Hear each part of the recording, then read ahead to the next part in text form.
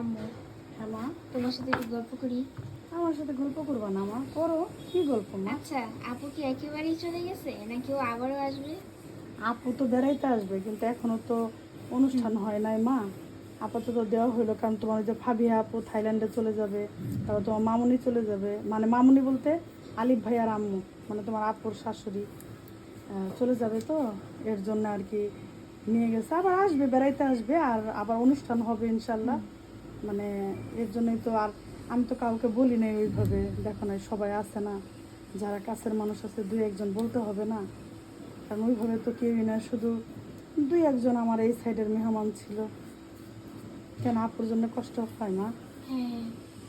এই তো আসবে আবার বেড়াইতে। আমি আছি না, আমি তোমার বান্ধবী না? না।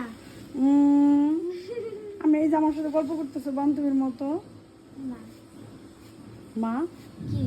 আমি তোমার বান্ধবী না। বান্ধবী? তাহলে জাস্ট ফ্রেন্ড।